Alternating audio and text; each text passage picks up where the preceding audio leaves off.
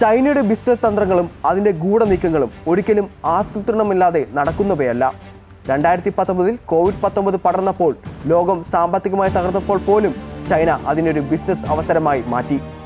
ഇന്ന് മറ്റൊരു പുതിയ ബാറ്റ് വൈറസ് ചൈനയിൽ കണ്ടെത്തിയതോടെ ഈ ചർച്ചകൾ വീണ്ടും ശക്തമാവുകയാണ്.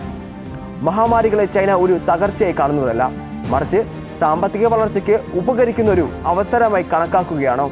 2019 കോവിഡ്-19 ആരംഭിച്ചതിന് തൊട്ടു മുൻപ് ചൈന വൻതോതിൽ മാസ്ക്, PPE കിറ്റുകൾ, ടെസ്റ്റിംഗ് കിറ്റുകൾ, API ഉൽപ്പന്നങ്ങൾ എന്നിവ ശേഖരിച്ചു എന്നതാണ് പുറത്തുവന്ന വിവരങ്ങൾ.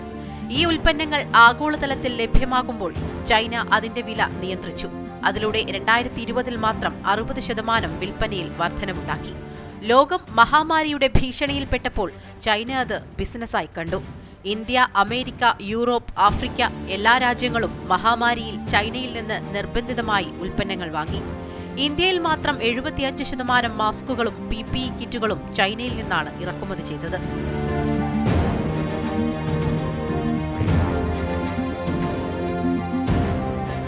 ഇവിടെ ഒരു വലിയ ചോദ്യമാണ് ഉയരുന്നത്. കോവിഡ്-19 വരും എന്ന മുന്നറിയിപ്പില്ലാതെ ചൈന ഈ എല്ലാ ഉൽപ്പന്നങ്ങളും എങ്ങനെ ശേഖരിച്ചു? ഇത് സ്വാഭാവികമാണോ, അതോ മുൻകൂട്ടി ആസൂത്രണം ചെയ്ത ബിസിനസ് തന്ത്രമാണോ? ഇത് ആഗോള വ്യാപാര തന്ത്രത്തിന്റെ ഭാഗമോ? ഇപ്പോൾ ബാറ്റ് വൈറസ് എന്ന പുതിയ വൈറസ് ചൈനയിൽ കണ്ടെത്തിയിരിക്കുന്നു. ഈ വൈറസ് കോവിഡ്-19 പോലെ മനുഷ്യരിലേക്ക് പടരാൻ സാധ്യതയുള്ളതായി ശാസ്ത്രീയ തെളിവുകളുണ്ടെന്ന് വ്യക്തമാക്കുന്നു. ഇത് വുഹാൻ ലാബിൽ നിന്ന് കണ്ടെത്തിയതായുള്ള റിപ്പോർട്ടുകളും പുറത്തുവരുന്നു. അപ്പോൾ മഹാമാരി വീണ്ടും വരുമെന്ന ഭീഷണിയിൽ ചൈനയുടെ മെഡിക്കൽ വ്യവസായം വീണ്ടും മുന്നേറുമോ?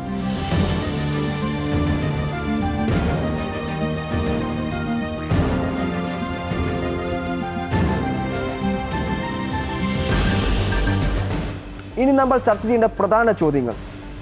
കോവിഡ്-19 വരും മുമ്പേ തന്നെ ചൈന വൻതോതിൽ സ്റ്റോക്കിംഗ് നടത്തിയത് എന്തിനു വേണ്ടി? അതിനി വീണ്ടും ആവർത്തിക്കുമോ? ചൈന മഹാമാരിയെ ഒരു ബിസിനസ് മോഡലാക്കുമോ? ഇപ്പോഴത്തെ പുതിയ വൈറസ് കണ്ടെത്തലും അതിൻ്റെ സാമ്പത്തിക ലക്ഷ്യങ്ങളും തമ്മിൽ എന്തെങ്കിലും ബന്ധമുണ്ടോ? വാക്സിൻ കമ്പനികൾക്ക് വീണ്ടും വലിയ അവസരമോ? അതേസമയം ലോകം വീണ്ടും ചൈനയുടെ ഉൽപ്പന്നങ്ങൾ ആശ്രയിക്കേണ്ട അവസ്ഥയിലായോ?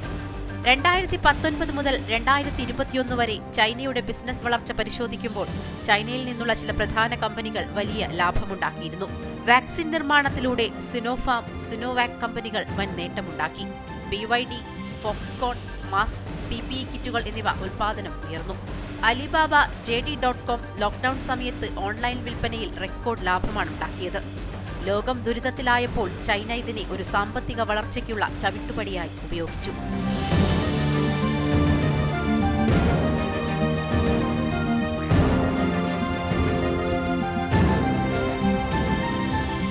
ചൈനയുടെ നീക്കങ്ങൾ മുൻകൂട്ടി ആസൂത്രണം ചെയ്തതാണോ, അതോ ലോകം തന്നെ ചൈനയെ ആശ്രയിക്കേണ്ട സാഹചര്യം ഉണ്ടാക്കിയതോ?